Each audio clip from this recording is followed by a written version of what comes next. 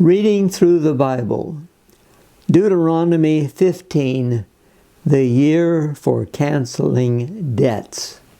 At the end of every 7 years, you must cancel debts. This is how it is to be done. Every creditor shall cancel the loan he has made to his fellow Israelite.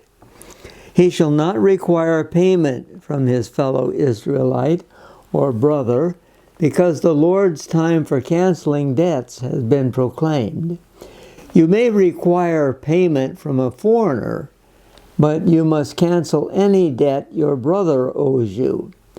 However, there should be no poor among you, for in the land the Lord your God is giving you to possess as your inheritance, He will richly bless you, if only you fully obey the Lord your God and are careful to follow all His commands I am giving you today.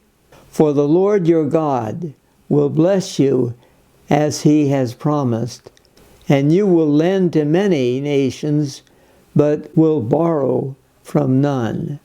You will rule over many nations, but none will rule over you. If there is a poor man among your brothers in any of the towns of the land the Lord your God is giving you, do not be hard-hearted or tight-fisted toward your poor brother. Rather, be open-handed and freely lend him whatever he needs. Be careful not to harbor this wicked thought. The 7th year, the year for canceling debts, is near, so that you do not show ill will towards your needy brother and give him nothing. He may then appeal to the Lord against you, and you will be found guilty of sin. Give generously to him, and do so without a grudging heart. Then, because of this, the Lord your God will bless you in all your work and in everything you put your hand to. There will always be poor people in the land. Therefore, I command you to be open-handed toward your brothers and toward the poor and needy in your land. If a fellow Hebrew, a man or a woman, is sold to you, and he serves you 6 years, in the 7th year you must let him go free. And when you release him, do not send him away empty-handed. Supply him liberally from your flock, your threshing floor, and your winepress. Give to him as the Lord your God has blessed you. Remember that you were slaves in Egypt, and the Lord your God redeemed you. That is why I give you this command today.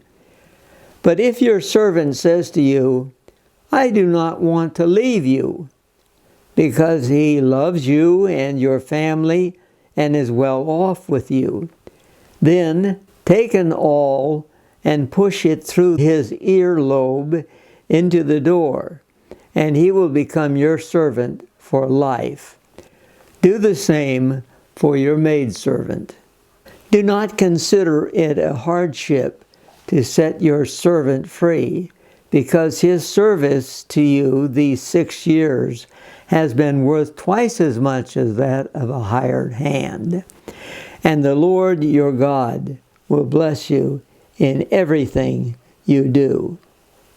Set apart for the Lord your God every firstborn male of your herds and flocks. Do not put the firstborn of your oxen to work, and do not shear the firstborn of your sheep. Each year you and your family are to eat them in the presence of the Lord your God at the place He will choose. If an animal has a defect, is lame or blind, or has any serious flaw, you must not sacrifice it to the Lord your God.